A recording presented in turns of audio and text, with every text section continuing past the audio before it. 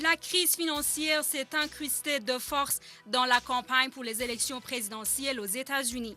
Le candidat démocrate Barack Obama semble plus à l'aise sur le terrain économique que son rival républicain John McCain, qui se répand en formules agressives et militaires. Le sénateur de l'Illinois s'envole dans les sondages, 10 points d'avance selon les derniers sondages.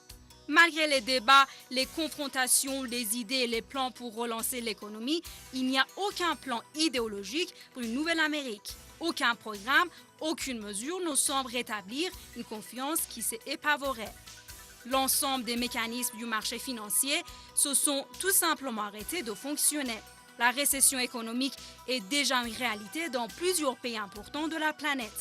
La récession menace à son tour de se transformer en dépression. Pour retrouver les origines de cette crise, il faut remonter à l'époque de l'administration de M. Ronald Reagan, ancien président ultralibéral des États-Unis, il y a une trentaine d'années. À la même époque, la Grande-Bretagne était dirigée par Mme Margaret Thatcher. Les deux dirigeants prônaient l'ultralibéralisme et considéraient que la prospérité des économies passait par la déréglementation. Privatiser à outrance, supprimer toute entrave à la circulation des capitaux ainsi que des autres facteurs de production étaient considérés comme la potion magique pour favoriser la croissance. Les deux dirigeants et leur administration considéraient en effet que les marchés pouvaient ainsi fonctionner avec l'efficience nécessaire. En plus, les marchés étaient supposés capables de corriger par eux-mêmes les déséquilibres qui pouvaient apparaître. Tout ceci veut dire, en fait, qu'un nouveau type de capitalisme était en train de naître.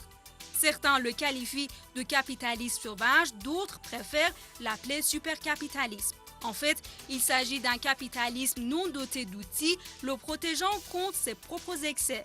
L'ultralibéralisme a généré des déséquilibres graves et des dysfonctionnements qui menacent aujourd'hui l'économie mondiale. La grande crise financière de 2008 a commencé à se manifester dans le secteur de l'immobilier aux États-Unis. Il est intéressant de noter à ce propos que cette crise a changé plusieurs fois de nom en peu de temps.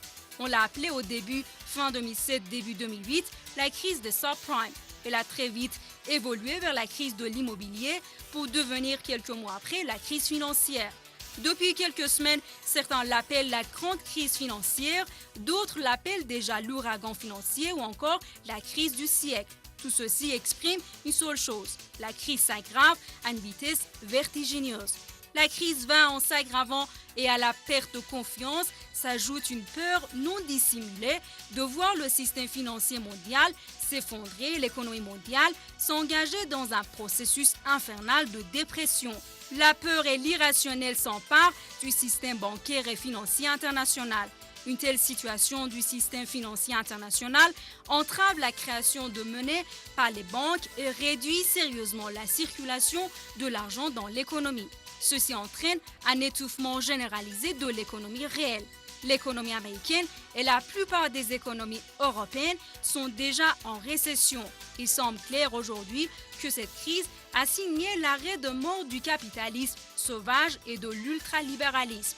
La crise va enfanter des réformes profondes qui vont donner naissance à un nouvel ordre économique et financier mondial.